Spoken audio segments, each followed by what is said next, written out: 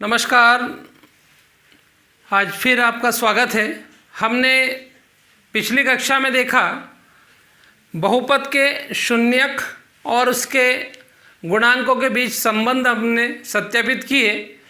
यहाँ हम इस पूरा जो आज का हमारा लेक्चर रहेगा इसमें हमने पूरा प्रयास किया है कि आपको 2.3 एक्सरसाइज पूरी करा दी जाए। पूरा कंप्लीट इसको कराने का आज हमारा उद्देश्य है और उसी को लेकर हम आए हैं। प्रश्नावली 2.3 जैसा पहला प्रश्न है हमारा, उसमें ये कहा गया कि विभाजन एल्गोरिथम का प्रयोग करके px को gx से भाग देकर हमें भागफल और शेषफल ज्ञात करना है। हमने उसमें एक एग्जाम्पल उसी में से लिया है। पहले प्रश्न का एक क्वेश्चन हम लोग ले रहे हैं। px को हमने मान लिया px बराबर x की घात 4 माइनस 3x की घात 2 धन 4x धन 5 और gx हमारे पास है x वर्ग धन 1 माइनस x। अब चूंकि भाग करना है हमें और भाग आप ऑलरेडी 9th में सीख चुके हैं, परंतु चूंकि कई चीज़ें ऐसी होती है जो हमारा ध्यान में रह नहीं पाती है, वो हमसे किसी कारणवश भुला दी जाती है, इसलिए हम उन्हें पुनः एक बार उसी भाग को मैं आपको बता रहा हूँ जो अपने 9th में किए, वही प्रोसेस है। अब करना क्या है, भाग में होता क्या है एक्चुअल में। भाग हमें जैसा कि आपको कहा गया कि px को gx से हमें भाग देना है। अब भाग की प्रोसेस हमेशा कब तक चलती है ये भी हमारे माइंड में होना चाहिए। अब जब भी ये जो भाजक होता है और ये भाज्य है, भाजक की घात जो है हमेशा से ये ध्यान रखना है कि शेषफल से कम नहीं होना चाहिए। यदि शेषफल की घात भाजक से कम हो जाएगी तो हमारा भाग बंद हो जाएगा। हमेशा भाजक की घात जो है वो शेषफल की घात से उनका संबंध, यदि शेषफल की घात भाजक की घात से जहाँ कम होगी हमारा हल समाप्त हो जाएगा, वो हमारे हल का अंत होगा। ये हमें ध्यान रखना है। हमेशा शेषफल की घात जो है वो जो भाजक है इससे अधिक नहीं हो तब तक हम भाग देंगे, और जैसे ही वो कम होगी हम भाग देना बंद कर देंगे। ये हमें ध्यान रखना है। दूसरा एक चीज़ और होती है, कभी कभी हमें px और gx जो है वो ऑर्डर में नहीं दिए जाते हैं, मतलब वो उनके मानक रूप में नहीं होते हैं, तो हमें जनरली उन्हें मानक रूप में लिख लेना चाहिए। यदि हम इसको मानक रूप में लिखें तो x वर्ग माइनस एक्स प्लस 1 के रूप में होगा। ये इसका मानक रूप हो गया, क्योंकि घातों को हम घटते क्रम में जमा लेते हैं तो मानक रूप हो जाता है। दूसरा हमें एक चीज़ और ध्यान रखना है, भाग में समान घात वाले वेरिएबल को समान घात वाले वेरिएबल से जोड़ सकते हैं और उसी से हम घटा सकते हैं। अब कई बार क्या होता है कि ऊपर मान ली जाए कि घात 3 और नीचे उसके जोड़ने के लिए हमारे पास घात 2 आ जाती है, तो हम उन्हें जोड़ नहीं सकते हैं। ये हमें ध्यान रखना है। जोड़ना कब है, हमें 3 घात वाले को 3 घात वाले से जोड़ना है, 2 वाले को 2 से जोड़ना है या घटाना है, तो भी ऐसा हमें को ध्यान रखना है। तो ये गलती हमसे ना हो, ये हमें ध्यान रखना है। अब हम भाग देने की प्रक्रिया शुरू करते हैं। जैसे px का मान आपको दे रखा है कि px बराबर हमारे पास है x की घात 4 माइनस 3x वर्ग प्लस 4x और प्लस 5। ये हमारे पास px का मान हुआ और gx से भाग देना है। आप इससे भी दे सकते हैं, इससे भी दे सकते हैं, पर मैंने कहा कि आपको जनरल फॉर्म में लिख लेना चाहिए इसको मानक रूप में, तो हम इससे भाग दे रहे हैं। तो ये हो गया आपका x की घात 2 माइनस एक्स और प्लस 1।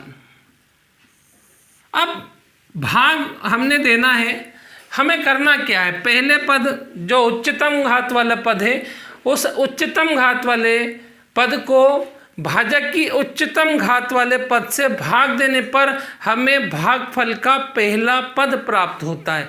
अब पहला पद कैसे ज्ञात करना है ये हमें ध्यान होना चाहिए कि उच्चतम घात के भाज्य को उच्चतम घात के भाजक वाले पद से आपको भाग देना है। अब यहाँ देखो उच्चतम घात यहाँ कितनी है, x की घात 4 है और इधर क्या है, x की घात 2। तो यदि हम भागफल का पहला पद प्राप्त करना चाहेंगे, भागफल का प्रथम पद यदि आपको निकालना है तो हमें करना क्या है, अधिकतम घात 4 ये है, ये भी उच्चतम घात है। आपको x की घात 4 को x की घात 2 से भाग देना है। पहले पद से पहले पद को भाग दिया तो हमें भागफल का पहला पद होगा। चूंकि दोनों के आधार समान है और आप जानते हैं कि जब भी आधार समान हो भाग में घातें घट जाती है, और इस प्रकार से हमें x की घात 2 के रूप में पहला पद मिलेगा। तो हम यहाँ से भागफल की जगह पर लिख देंगे x की घात 2। ये x की घात 2 हुआ। अब क्या करना है, अब ये करना है कि इसका इस पूरे भाजक में हमें गुणा करना होगा। अब गुणा करते हैं तो आप देखें इसमें x की घात 4 हो गया। अब क्या हुआ, x वर्ग का माइनस x में गुणा करा तो हमारे पास हो गया x की घात 3 के रूप में हो गया। अब क्या है, x वर्ग का 1 में गुणा करेंगे आप तो ये x वर्ग हो गया। अब हमने इसको भाग कर लिया। अब समस्या क्या है, जब होता भाग में आप जानते हैं कि इसके सारे साइन बदल जाते हैं। 9th में आपने किया है, ये माइनस हो गया, ये प्लस हो गया और ये माइनस हो गया। हमने इनको कैंसिल कर दिया, ये दोनों घट गए। अब क्या है, ऊपर क्या है, x की घात 2 है, उसके जस्ट नीचे हमने लिखा है x की घात 3। ये लिखा, इसका मतलब मैं अभी आपको बता चुका हूं कि समान घात में समान घात वाले को हम जोड़ते हैं और समान घात वाले को ही घटाते हैं। अब जनरली हम ऐसा ही करेंगे, और जब जनरली हम ऐसा करेंगे तो डेफिनेटली हमारे हाथ एक गलती होने के पूरे चांस बनते हैं कि हम इसे सीधा इससे इसको जोड़ घटाव कर देते हैं, जबकि ऐसा नहीं होना चाहिए। पर हम ऐसा करेंगे क्योंकि ये एक मानवीय प्रवृत्ति है कि उसका ध्यान कभी कभी उस जगह पर रह नहीं पाता, उसे ये 2 और 3 का अंतर दिख नहीं पाता, कई बार देखते हुए भी हम नहीं देख पाते। तो ये गलती आपसे ना हो, ये आपको ध्यान रखना है। अब करना क्या है कि जब आपको मालूम कि ये दोनों तो आप जोड़ ही नहीं सकते हैं, तो आपको ये x की घात 3 वाला अकेला पद है तो इसको आप ऐसा कैसा लिख लें। अब बात करें 2 घात वाले की, तो ये भी -3x वर्ग है और ये भी x का वर्ग है, तो ये माइनस का, ये भी माइनस का, तो ये -3 है और ये 1 है, तो -3 और 1 करेंगे तो -4x वर्ग के रूप में हो जाएगा। फिर जो बाकी बचे हुए पद हैं उन्हें आप यहाँ ले लें, तो ये आपका शेषफल के रूप में हुआ। और जैसा हमें मालूम है कि शेषफल की घात अभी भी भाजक से अधिक है, मतलब भाग जाएगा। अब भाग जाएगा तो x की घात 3 पहला पद, यदि आप फिर यहाँ पे दूसरा पद चाहेंगे भागफल का, यदि हम द्वितीय पद की बात करें तो वही प्रोसेस है, पहला पद ये और ये पहला पद, आपको वही डिवाइड करना है x की घात 3 को x वर्ग से, तो आप जानते क्या बनेगा, आपका x हो जाएगा। अब चूंकि ये भी प्लस है, ये भी प्लस है, भाग करने पे कोई फर्क नहीं होगा, प्लस ही आएगा। अब क्या है, आपको x आया, हमने x लिखा, फिर इसका इन तीनों में फिर गुणा करना पड़ेगा आपको। x का x वर्ग में गुणा करा, x की घात 3 हो गया। अब प्लस माइनस माइनस होता है और x से x में गुणा करेंगे तो x का स्क्वायर हो जाता है। फिर x का 1 में करेंगे तो ये x हो जाता है। फिर आपके साइन बदल जाते हैं, माइनस हो गया, ये प्लस हो गया और ये माइनस हो गया। फिर ये कैंसिल आउट हो गया, खत्म हो गया, क्योंकि ये प्लस का और ये माइनस का हो गया। अब -4 + 1 इज -3x स्क्वायर। इसमें आपको किसी भी तरह का कोई कन्फ्यूजन नहीं होना चाहिए। फिर आप जानते हैं प्लस का 4 है, ये माइनस का 1 है, तो 4 में से फिर एक आपने कम करा और मालूम है बड़ी संख्या धन की है, तो हमें क्या जाएगा, धन 3x हो जाएगा। फिर हमारे पास बचा 5। अब आप क्या करें, ये माइनस प्लस, और आप जानते हैं माइनस प्लस हमेशा माइनस होता है। अभी भी घात बराबर है, कम नहीं हुई है, कम होने के बाद ही हमें रुकना है। तो -3x वर्ग तृतीय पद, यदि तीसरे पद की बात करें हम, तो तीसरे पद के लिए भी वही प्रोसेस है। पहले पद में पहले पद से भाग दे दिया, माइनस हम लगा चुके हैं, तो यहाँ लिखा 3x वर्ग, और ये x वर्ग से आपने डिवाइड करा, ये कैंसिल हो गया, आपके पास बच्चा -3, तो ये आपके पास ही हो जाएगा -3। अब करना क्या, फिर मैंने आपसे कहा कि करना कुछ नहीं है, इस 3 का इसमें फिर वापस आपको गुणा करना। प्रोसेस वही है, केवल हमें एक स्टेप पता होना चाहिए कि हमें करना क्या, बाकी प्रोसेस वही है। माइनस से फिर मल्टीप्लाई करा तो -3x वर्ग हो गया, माइनस माइनस का मल्टीप्लाई करा तो ये प्लस का 3x हो गया, फिर माइनस प्लस आप जानते हैं माइनस होता है, ये -3 हो गया, फिर इसके साइन बदल दिए, ये भी कैंसिल हो गया, ये भी कैंसिल हो गया। अब यहाँ बच गया हमारे पास 8। अब देखो ये x वर्ग और यहाँ ऑलरेडी x खत्म हो गया, x की घात 0 हो गया, मतलब डेफिनेटली चर राशि की घात यहाँ पर आकर कम हो जाती है, मतलब हमारा प्रोसीजर समाप्त हो जाता है। Procedure will be stopped here, हमारा यहाँ समाप्त हो जाता है कि अब हम आगे नहीं कर सकते हैं। और जब आप जानते हैं कि भाग जब आगे नहीं होता तो निश्चित तौर पर जो आखिरी में जो संख्या बचती है वो हमारा शेषफल होती है। और इस प्रकार यदि आप देखें सो आप लिख सकते हैं कि भागफल बराबर हो गया हमारे पास x की घात 2 धन x ऋण 3 और शेषफल हो जाएगा हमारे पास 8 हो जाएगा।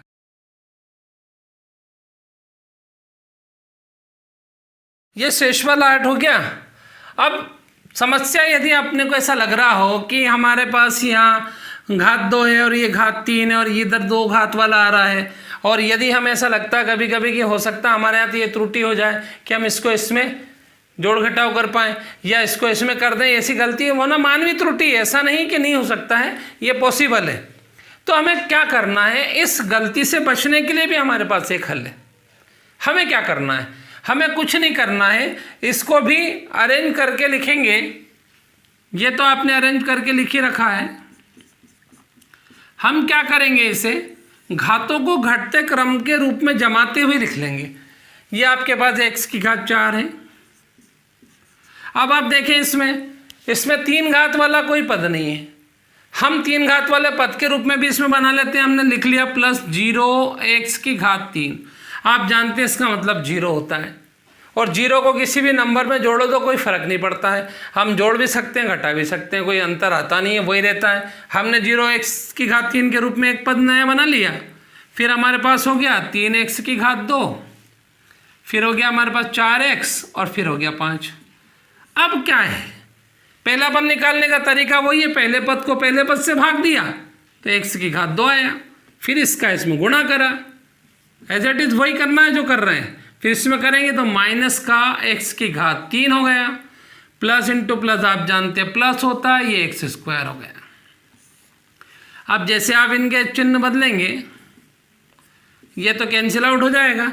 अब देखो ये 0 प्लस x स्क्वायर, आप जानते हैं 0 को जोड़ने पर कोई फ़र्क नहीं पड़ता, लेकिन फ़र्क क्या पड़ा, 3 घात वाले के नीचे 3 घात वाला आ गया, 2 वाले के नीचे 2 वाला आ गया। मतलब हमारी समस्या, ये जो यहाँ समस्या आ रही थी वो समस्या यहाँ आकर ख़त्म हो जाती है। मान लीजिए हमें इसमें कोई प्रॉब्लम है तो हम इस तरह से अरेंज करके उसको करें तो हमारा कभी भी गलत नहीं होगा, ये हमें ध्यान रखना है। अब ये माइनस है, ये भी माइनस है, आप जानते हैं -4x स्क्वायर हो गया। बाकी दोनों पदों को आपको ऐसे लेना है, बाकी कुछ करना नहीं है। फिर आप वही भाग देंगे तो आगे की प्रोसेस आपको मालूम ही क्या करना है। बाकी आप जानते हैं कि हम कैसे करते हुए आए हैं, क्योंकि ऑलरेडी x स्क्वायर आ चुका था हमारे पास, ये यहाँ से सेम एज इट इज़ है, फिर हमें कुछ करना ही नहीं है। इस तरह से जब आप हल करेंगे तो हमारे पास वही भागफल और शेषफल दोनों आ जाएंगे। अब पहला प्रश्न हमने देखा कि px को gx से अपने को भाग देना है। अब प्रश्न नंबर 2 की यदि हम बात करें तो उस 2 में भी ये कहा गया है कि बताइए कि पहला बहुपद दूसरे बहुपद का गुणनखंड है या नहीं, ये हमें दूसरे प्रश्न में बताया गया है। अब दूसरे प्रश्न में ये कहा गया कि पहला है दूसरे का गुणनखंड है या नहीं, ये बताया गया है। तो हमें उस प्रश्न नंबर 2 में करना क्या है, कुछ नहीं करना है, हमें सिर्फ ये करना है कि हमें दूसरे बहुपद को पहले बहुपद से भाग देना है, और भाग देने के बाद यदि ये शेषफल हमारा 0 हो जाए, यदि शेषफल जो है रिमाइंडर विल बी 0, शेषफल 0 हो तो हम ये कह सकते हैं कि पहला बहुपद दूसरे बहुपद का गुणनखंड होगा। मतलब हमें इस शेषफल को ध्यान से देखना है। अब हम इसमें बाकी के जो 2 प्रश्न हैं, पहला और इसी का तीसरा, वो आप खुद रिवीजन के तौर पे करें, प्रैक्टिस के लिए करें, आपको खुद को करना है। तरीका वही है जो मुझे ऐसा लगा कि ये थोड़े आपको प्रॉब्लम होगी, मैंने ऐसे करवाया है। बाकी इसके 2 प्रश्न वो करना है। अब हम प्रश्न नंबर 2 पर आते हैं और उसे देखेंगे। अब क्वेश्चन नंबर 2 देखेंगे। अब क्वेश्चन नंबर 2 ये है, जैसा मैंने आपको बताया कि पहले बहुपद से दूसरे बहुपद को भाग करके जांच कीजिए कि प्रथम बहुपद द्वितीय बहुपद का गुणनखंड है। मतलब क्या करना है? करना यह है कि इस पहले बहुपद से हमें इस दूसरे बहुपद को भाग करना है। अब भाग करना है और हमें जांच ये करनी है कि गुणनखंड है या नहीं। और जैसा मैंने आपको कहा कि गुणनखंड के लिए पहली प्रायोरिटी ये है, पहली शर्त ही ये है कि शेषफल याद होना चाहिए कि शेषफल क्या है। अब शेषफल का भी आएगा जब हम इसमें भाग देंगे। तो हम चलिए भाग देंगे। पहले आइए भाग दीजिए। पहले हम भाग करेंगे तो ये हमारे पास 2t की घात 4, 3t की घात 3 माइनस 2t वर्ग माइनस 9t माइनस 12 हुआ। अब इसमें हम भाग दे रहे हैं t की घात 2 माइनस 3 से। इससे हम भाग दे रहे हैं। अब भाग देंगे तो करना क्या? जो प्रोसेस आपने अभी पिछले क्वेश्चन में करी वही करना। पहले पद को पहले पद से भाग देंगे तो हमें पहला पद प्राप्त होगा। तो पहला पद यदि आपको चाहिए तो आप क्या करेंगे, 2t की घात 4 में इस t वर्ग से जब आप भाग देंगे तो क्या होगा? होगा क्या? इसके अपॉन में 1 है, यहाँ 2 है, तो 1 से 2 को डिवाइड कर दिया आपने तो डेफिनेटली 2 तो हो ही गया। यहाँ कर लेते हैं पहले, ये 2 हो गया। अब ये t की घात 4 है और ये t की घात 2 है। और आप जानते हैं कि जब उसमें वेरिएबल कोई भी एक समान और उनमें भाग हो तो घातों में हम घटाव करते हैं। तो 4 में 2 कम हुआ तो हमारे पास बचेगा t की घात 2। और ये हमारा पहला पद होगा भागफल का। हमने लिख दिया भागफल का पहला पद। फिर हमें आप जानते करना कुछ नहीं है इसमें, फिर इसमें गुणा करना है। अब गुणा करेंगे तो 2 और 1 का गुणा करेंगे, 2 ऐसा आ जाएगा, कोई दिक्कत नहीं। 2 एकम 2 हो गया। अब t की घात 2 और t की घात 2 मिलके हमारे पास t की घात 4 के रूप में आ गया। फिर वही समस्या कि अब इसमें करेंगे तो स्क्वायर वाला हमारे पास है नहीं, तो हम क्या कर सकते हैं, या लिख सकते हैं 0t², ताकि हमारा जोड़ घटाव गलत नहीं हो। करना इसलिए आपको, सॉरी क्यूब वाला है ना, क्यूब लिख देंगे। अब बात करते हैं इसकी। अब इसमें जब गुणा करेंगे तो हमें 2 3 6t² आएगा, वो भी माइनस का, क्योंकि ये प्लस है और ये माइनस है। और प्लस माइनस हमेशा माइनस होता है। और 2 से गुणा करा तो 2 3 6 हुआ और ये t² हो गया। अब ये t की घात 3 इसके नीचे लिखने से होगा क्या कि हमारा जोड़ घटाव जब हम करेंगे तो हमें गलत होने की आशंका हमारी खत्म हो जाती है, संभावनाएं खत्म हो जाती हैं। फिर आप चिन्ह बदल लें, माइनस हो गया, ये माइनस कर लिया, ये आपने प्लस कर दिया, ये आपका कैंसिल हो गया, क्योंकि 2t की घात 4 है, ये भी 2t की घात 4 है। अब 0 को जोड़ो तो भी कोई फर्क नहीं पड़ता, घटाओ तो भी फर्क नहीं पड़ता, तो t की घात 3 में कोई अंतर नहीं हुआ। अब क्या, ये प्लस 6t² हो गया और यहाँ ऑलरेडी आपको माइनस 2t² दिया गया है। अब यदि हम इन दोनों को देखें तो ये गलती ना हो कि आप इन दोनों को ऐड कर दें, क्योंकि आपको इससे मतलब नहीं है, अभी बाद वाले चिन्ह से आपको मतलब रखना है।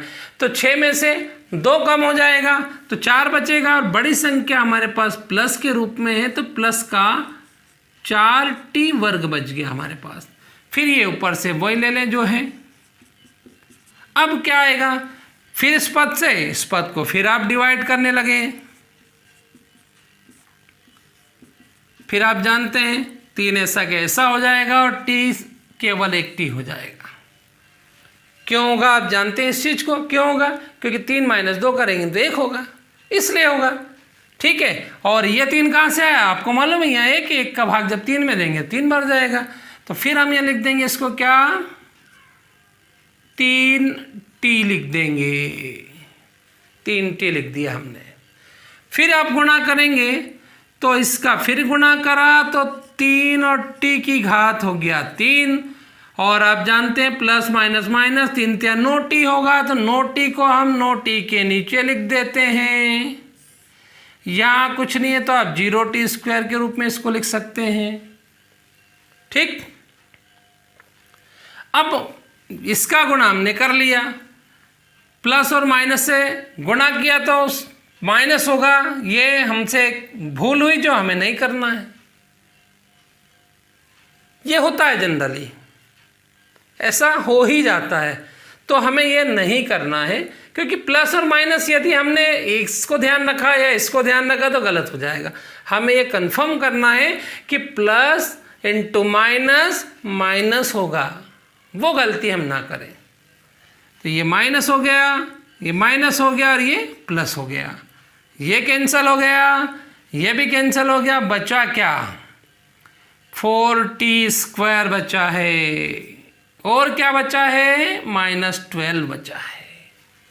अब क्या है, 4t² को t² से डिवाइड कर दीजिए। जब आप 4t² को t² से डिवाइड करेंगे तो ये कैंसिल हो जाएगा। बचा क्या, 4। इस 4 को आप कहाँ ले जाएंगे, भागफल पे ले जाएंगे, फिर मल्टीप्लाई करेंगे, दैट इज 4t² हो जाएगा। और plus minus plus, it's wrong, गलत हो गया। प्लस माइनस माइनस होता है। ठीक, फिर चिन्ह बदल दें आप, माइनस हो गया प्लस हो गया, ये क्या हो गया, 0। अब चूंकि शेषफल क्या आ गया, शेषफल बराबर हो गया 0, और हम ये जानते हैं कि यदि शेषफल 0 हुआ तो पहला बहुपद दूसरे बहुपद का गुणनखंड होगा, 100% होगा। तो हम लिख सकते हैं, अतः दिया गया पहला बहुपद दूसरे बहुपद का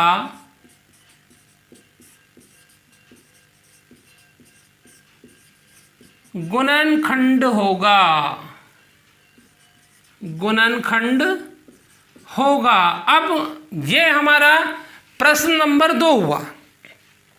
इसमें हमने जाना कि पहला बहुपद दूसरे का गुणनखंड होगा या नहीं, हमें इसे निकालना था। हमने कहा कि यदि शेषफल 0 हो तो गुणनखंड होगा, अब शेषफल 0 नहीं हो तो नहीं होगा। अब इसके जो बाकी क्वेश्चन है वो भी आपको इसी तरह से करना है और ये देखना कि वो गुणनखंड है या नहीं। अब हम इसके आगे यदि बढ़ेंगे तो प्रश्न नंबर 3 होगा। उस प्रश्न नंबर 3 में हमें क्या करना है, अभी तक जैसे आपने शून्यक निकाल दिया है, आपने शून्य ज्ञात किए कि how can we find the value of zero, शून्य कैसे निकाल सकते हैं। बट यहाँ हमें करना क्या है, यह सिर्फ ये करना है कि अब आपको कुछ शून्यक दिए गए हैं और कुछ आपको निकालना है।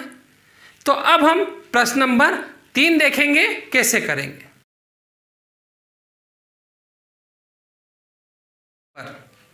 अब प्रश्न नंबर 3 में जैसा मैंने आपको कहा कि हमें कुछ शून्यक दिए रहेंगे और कुछ अपने को ज्ञात करना है। अब यहाँ पर आपको कहा कि 3x की घात 4 धन 6x की घात 3 माइनस 2x माइनस 2x वर्ग माइनस 10x माइनस 5 के अन्य सभी शून्य ज्ञात कीजिए यदि इसके 2 शून्यक √5/3 और माइनस √5/3 है। अब अन्य सभी का मतलब क्या है, कितने। तो सबसे पहले तो हमें ये कन्फर्मेशन कर लेना चाहिए, हमारे दिमाग में ये बिल्कुल क्लियर होना चाहिए कि किसी भी जो बहुपद आपको दिया गया है कि आखिर उसमें शून्य कितने हैं। अब शून्य कितने हैं इसका पता कैसे लगाएं? तो इसका पता इस चीज़ से लगता है कि जो बहुपद दिया गया हो, जिस बहुपद के शून्य ज्ञात करने के बारे में आपसे बात की गई हो, उस शून्य की अधिकतम घात क्या है चर राशि की, उसे देखना है आपको। अब ये इस प्रश्न में देखें तो अधिकतम घात आपको दिख रही है कि अधिकतम घात है 4, मतलब इसमें 4 शून्यक हैं। अब उस 4 में से दिए कितने हैं? दिए 2 हैं। अब जब 2 शून्यक दिए तो यह भी आपको पता होना चाहिए कि ये 2 गुणनखंड से मिलकर बने हैं, और जब 2 गुणनखंड से मिलकर 2 शून्यक बने तो हमें क्या करना है कि बाकी के 2 निकालने हैं। तो बाकी तो निकालेंगे, कैसे निकालेंगे? थोड़ा हमें उसको देखना पड़ेगा। निकालने का प्रोसेस बिल्कुल सिंपल है, करना कुछ नहीं है, बहुत सिंपल काम है, करना कुछ नहीं है। आपको करना कुछ नहीं है, ये जो गुणनखंड, ये जो आपको शून्यक दिए हैं, इन दोनों शून्यकों से 2 गुणनखंड मिलेंगे, और फिर हम उन गुणनखंड से एक गुणनखंड बनाएंगे, और एक बनाने के बाद फिर उससे हम इस बहुपद को भाग लगाएंगे, और भागफल के रूप में हमें एक नया गुणनखंड मिलेगा। तो देखिए कैसे करेंगे। अब क्योंकि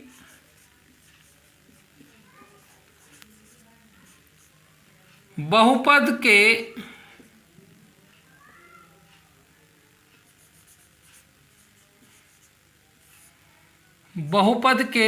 2 शून्यक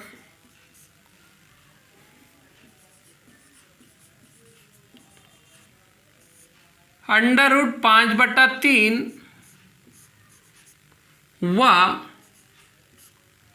-√5/3 है, इसलिए यदि हम इसे लिखें, इसलिए आप यदि इन्हें गुणनखंड में लिखेंगे तो गुणनखंड में क्या, ये प्लस वाला माइनस में चला जाएगा, माइनस वाला प्लस में चला जाएगा, और गुणनखंड मिलेगा हमें x -√5/3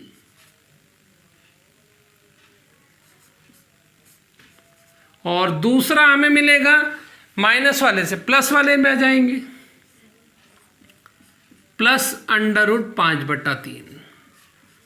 अब ये 2 मिले हमें, और आप जानते हैं कि 2 से मैंने अभी कहा कि दोनों को मिलाकर 1 में बदलना है आपको। अब 1 में बदलना है तो ये आप समझ सकते हैं कि आपस में इनमें गुणा हो रहा है। अब गुणा हो रहा है तो यहाँ एक बहुत कॉमन सी चीज़ है, इन दोनों में सिर्फ अंतर क्या है, ये माइनस का और ये प्लस का है। अब इस तरह की एक सर्वसमीका आप लोगों ने कई बार पढ़ी है, पिछली कई कक्षाओं से आप पढ़ते आ रहे हैं। सर्वसमीका क्या कहती है? a - b a + b। ये मैं यहाँ लिख रहा हूँ इसको, a - b और a + b के इक्वल होता है a² - b²। ये सर्वसमीका है। अब इस सर्वसमीका का प्रयोग यदि यहाँ करते हैं तो हमारे पास ये मिल जाता है, a की जगह आप जानते हैं x² हो गया, और √5/3 का यदि हम स्क्वायर करें तो जब आप जानते हैं कि √, की राशि का स्क्वायर किया जाता है तो उस पे से वर्गमूल का खत्म होके केवल वो संख्या हमें मिल जाती है। तो इसको यदि √5/3 का स्क्वायर करेंगे तो हमारे पास केवल और केवल 5/3 के रूप में ये मिल जाएगा। अब हम इससे भी और चाहें तो यदि हम ऐसे भाग देंगे तो हमें थोड़ी सी भाग देने में परेशानी हो सकती है। अब हम इस तरह का, जब भी हमने 2.2 करा था उसमें हमने कुछ हमें जीरो दिए गए थे, समाप्त जीरो मतलब शून्यकों का योग और गुणनफल, और वहाँ बहुपद निकाला था। तो वहाँ यदि बट्टे में आता था तो हमने उसको हल ये करा था कि लघुत्तम लेके इधर गुणा कर दिया था। तो इस तरह से आपको ऐसा मिल गया होगा -5 के रूप में। ठीक है। अब हम यदि ऐसा करें तो भी एक ही बात है और ऐसा करें तो भी एक ही बात है, दोनों में से किसी एक से आप भाग दे सकते हैं। अब आपको यह तय करना है कि आपको सरल कौन सा लग रहा है, ये आपके ऊपर में छोड़ देता हूं। आप इससे भाग दें तो भी आंसर आएगा, इससे भाग दें तो भी आएगा, नो डाउट, किसी तरह का कोई कन्फ्यूजन नहीं होना चाहिए। पर फर्क क्या रहेगा? फर्क ये कि इससे हम भाग देंगे तो आपके भाग देने में ये बटे वाली संख्या हो सकता है आपको थोड़ी सी समस्या पैदा कर सकती है, तो हम इसको ख़त्म करके हम इससे भाग दें जिसमें बटे वाला नहीं हो। अब भाग देंगे तो वही भाग वाला काम है। अब आपको एक बहुपद मिल गया, ये बहुपद के शून्यकों से हमें एक गुणनखंड ये जो आया 3x वर्ग माइनस 5 बहुपद का एक गुणनखंड होगा।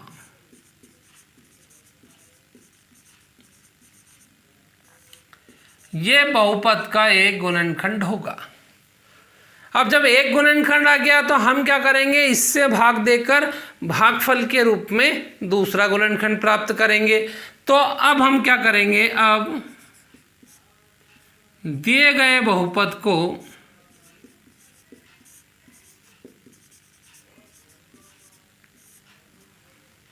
तीन एक्स वर्ग माइनस 5 से भाग देंगे या भाग करेंगे। अब क्या करेंगे, इससे आप इसको भाग देंगे। संख्या आपके पास पहले से बहुपद दिया गया है 3x की घात 4 धन 6x की घात 3 माइनस 2x की घात 2 माइनस 10x माइनस 5। आपको भाग देना है इस वाले से। अब भाग की प्रोसेस बार बार वही रिपीट करना उचित नहीं है, भाग देना आपको आता है। 3x की घात 4 को फिर 3x की घात 2 से भाग देंगे, 3 से 3 कैंसिल होगा, 4 से 2 कम होगा तो x की घात 2 होगा, क्योंकि प्रोसेस हम पहले कर चुके हैं इसलिए मैं अब आपको प्रोसेस नहीं बता रहा हूँ। x से अब फिर क्या करेंगे, इसमें मल्टीप्लाई करेंगे तो ये हमें मिलेगा 3x की घात 4 के रूप में। फिर यहाँ करेंगे तो मैं आपसे ये भी कह चुका हूँ कि क्यूब वाला नहीं है तो आप यहाँ ऐसा 0 लिख ले ताकि गलत ना हो, क्योंकि एक्स स्क्वायर से गुणा करेंगे तो ये एक्स स्क्वायर के रूप में आपको मिलने वाला है। फिर आप साइन बदल दिए आपने, प्लस हो गया, ये कैंसिल हो गया, ये बच्चा आपके पास 6x की घात 3 के रूप में। ये प्लस है और ये माइनस है तो ऐड तो कर नहीं सकते आप, और यदि आपने ऐड कर भी दिया तो स्वाहा हो गया, आगे ख़त्म हो गया। ये गलतियां ना हो। आप यदि इसको ध्यान ही नहीं देंगे तो डेफिनेटली आप इसको ऐड कर देंगे। हमें ये ध्यान रखना है कि बाद वाला हमने जो चेंज किया वो क्या है। तो ये प्लस है और ये माइनस है तो हमारे पास मिलेगा प्लस का 3x वर्ग। अब क्यों मिला ये भी हमें याद होना चाहिए। क्यों मिला, क्योंकि प्लस की संख्या बड़ी है और प्लस की बड़ी है और माइनस की छोटी है तो प्लस का चिन्ह आ गया, और 5 में से 2 कम करते हैं तो 3x वर्ग बच गया। फिर हमारे पास जो बचा हुआ ये है। अब वही 6x की घात 3 को 3x की घात 2 से आप भाग देंगे। 6 को 3 से करा तो आपको मालूम है 2 हो गया। अब 3 घात है और ये 2 घात है तो 1 घात बच गई। फिर गुणा करेंगे तो 3 दूना 6x की घात 3 हो गया। फिर इसमें करेंगे तो 10x हो गया। डेफिनेटली यहाँ लिखाएगा क्योंकि ये फिर छूट जाएगा, तो ये फिर ध्यान रखें आप, गलती ना हो। बार बार इसलिए याद दिला रहा हूँ कि ये गलतियाँ होती हैं बच्चों से और ये होना नहीं चाहिए। और ये जो क्वेश्चन हम कर रहे हैं ये एग्जाम के पॉइंट ऑफ व्यू से वेरी वेरी इंपॉर्टेंट क्वेश्चन है। इस तरह के जो क्वेश्चंस होते हैं जनरली एग्जाम में पूछे जाते हैं, इसलिए हमें इसे गलत नहीं करना है। माइनस माइनस और ये प्लस हो गया, ये कैंसिल, ये भी कैंसिल, बचा क्या -5। फिर आप सिंपल है 3x वर्ग को 3x वर्ग से तो आप 1 कर दिया आपने और ये 5 हो गया, दोनों के साइन बदल दिए, ख़त्म हो गया, ये आपके 0 के रूप में हो गया। अब यदि हम देखें तो इस वाले के 2 शून्यक हमारे पास उपलब्ध हैं और मैंने आपसे ये कहा कि हमें भागफल के रूप में एक नया गुणनखंड प्राप्त करना है। अब बचा ये, हम शेष निकालना है तो हमें केवल इसके गुणनखंड और ज्ञात करना पड़ेंगे, क्योंकि इसमें घात 2 मतलब इसके अंदर 2 शून्यक मौजूद है। तो अब हम क्या करेंगे, अब हम जो ये आपका भागफल है इसको सॉल्व करेंगे। इसको मध्य पद के विभाजन से हम करेंगे मध्य पद को दो भागों में बांटते हैं, ये आपको मालूम है। गुणनखंड विधि है, गुणनखंड में बीच वाले पद को दो भागों में विभाजित किया जाता है, जोड़ घटाव पे वही रहे लेकिन मल्टीप्लाई पे इनका गुणा होना चाहिए, ये चीज़ें आपको मालूम है। तो वही डिवाइड करा आपने इसको, तो आप लिख सकते हैं x प्लस 1, एक और एक 2 हो गया, गुणा करने पे भी 1 हो गया। फिर आप कॉमन ढूंढे, क्या कॉमन है x से, तो x लिया तो x प्लस 1 हो गया, फिर प्लस 1 लिया, x प्लस 1 के रूप में आ गया। अब ये दोनों में कॉमन फैक्टर है, इसे आप ले लें। अब यहाँ से बचा x, यहाँ से बचा प्लस 1, ये प्लस 1 ले लिया।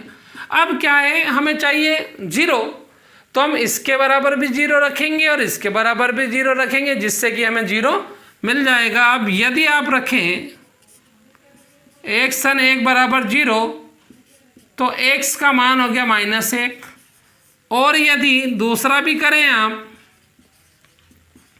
x सन 1 बराबर 0, तो भी हमारे पास x का मान होता -1। इस प्रकार से हमें दो शून्यक मिले, -1 और -1, तो हम लिख सकते हैं अतः -1 व -1 दिए गए